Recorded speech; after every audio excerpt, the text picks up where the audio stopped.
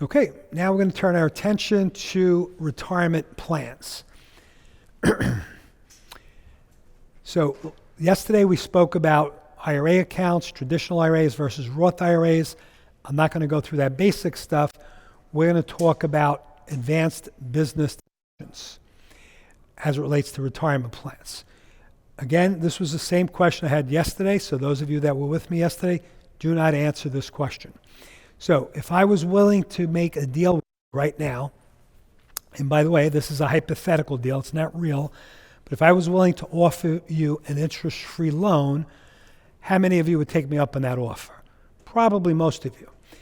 Then if I said I was willing to give you a loan every year for as long as you're in practice and working, and still never charge you a penny of interest, I think even more of you would be excited about that.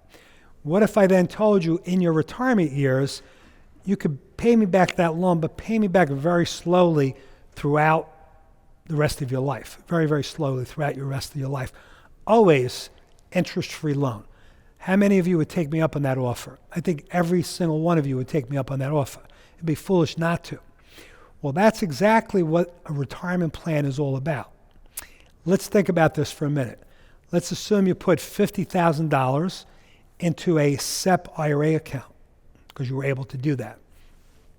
Let's assume you're in a 50% tax bracket. You put $50,000 in. How much did you save in taxes? $25,000. The government basically said, don't pay me the tax money now, pay it to me way down the road when you retire. Make sense?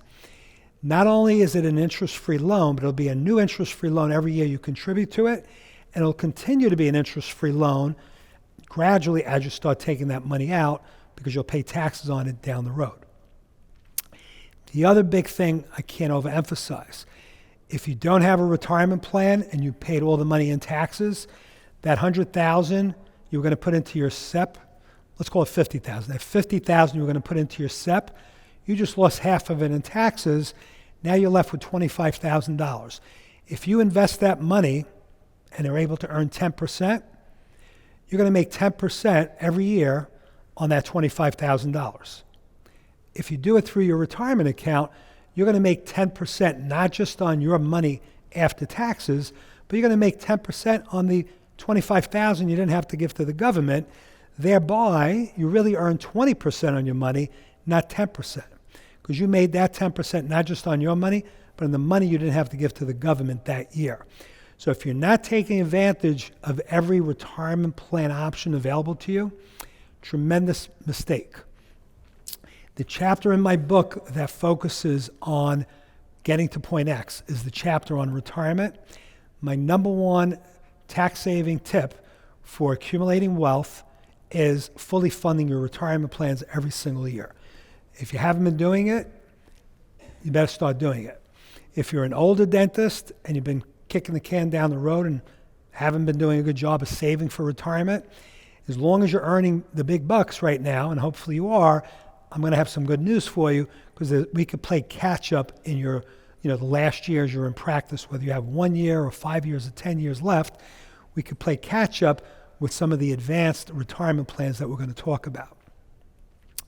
So what are the most common retirement plans? SEP IRAs, solo 401ks, simple plans, 401ks, 401k safe harbor, profit sharing, defined benefit plans. I know for most of you those are only words, but the question is which one is the right one? Which one do you think is the most appropriate for you? The answer is, it depends, exactly. You're my favorite student, both lectures. So it depends, right? If it was one size fits all, there would only be one choice. So based on your particular facts and circumstances, we're going to help you determine the right type of pension plan given your age, the makeup of your practice, the amount of income you make, how much you could set aside, how old are your employees compared to you. All this will have a significant impact on which retirement plan is going to be best for you. So, retirement plans. Traditional IRAs, currently you could do $6,000, $1,000 catch-up if you're over 55. Next year, because of inflation, they bumped that up to $65 and $75. So these are inflation adjusted. SEP plan is currently 61,000 max, is going up to 66,000. So I just want you to compare the difference between these different plans and what they can mean to you in terms of how much you could put away in terms of tax dollars. Now, solo 401k plans. Has anybody heard of this? Does anyone have one? How many of you in the room are a dentist, but you're the only employee of your practice right now? Any solo employers, like an independent contractor that has no employees? None of you? Okay, I'll talk about it very briefly then. So solo 401k is a special type of 401k that you could set up for yourself as long as you have no other employees and you're the only employee in the practice. The only exception to that is if your other employee is your spouse, you could still do a solo 401k. The big thing with this is the administration fees are almost zero. It's like $25 a year. There's no big administration fees, but it puts you in a position where you could take advantage of putting money into a 401k even as a small practice owner. In addition to that, with a Roth IRA, if you qualify for a Roth IRA, and again, we covered that on an individual level yesterday, one of the great provisions of a solo 401k is you could set up a solo 401k Roth account, which means instead of limiting yourself to $6,000 a year or $7,000 if you're 55 and older, you could actually put away as much as $27,000 into a Roth 401k account every single year. This is a tremendous benefit for a solo operator, but I have good news for you. Even if you're not a solo operator, but you have a 401k in your practice, most 401k plans, they give you the option of doing a traditional 401k or a Roth 401k. If you're in a position to do the Roth, you want to do that. And just a quick refresher course on that, any traditional retirement plan, you get an upfront tax benefit, but whatever you take out during retirement is fully taxable to you. With a Roth IRA or Roth 401k, you get no upfront tax break, but every penny you pull out throughout your retirement years is fully tax-free. Not just the money you put in, but all the income you earned in that account throughout your life, completely income tax-free. Another big advantage to Roth accounts is unlike IRA accounts, your traditional retirement accounts, there's something called a required minimum distribution. So even if you don't want to take money out of your retirement account, once you're 72 years old, you're going to be required to take money out and pay taxes on it, even if you didn't need the money. And the government does that so that they can start collecting tax revenues from you. If you have a Roth account, there are no required minimum distribution requirements, so you don't have to pull the money out of it.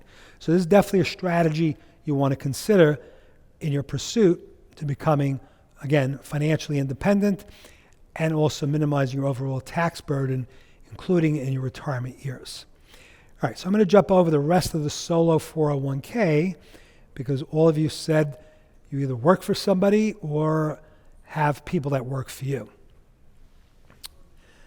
Okay, so this is a comparison of a simple plan. So let's take a step back.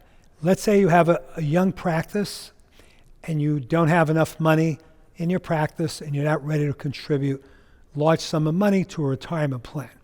Then you're better off not having a retirement plan set up in your practice at all, but instead you could open up an individual IRA account for $6,000 a year and you're not on the hook to give any money to any of your employees.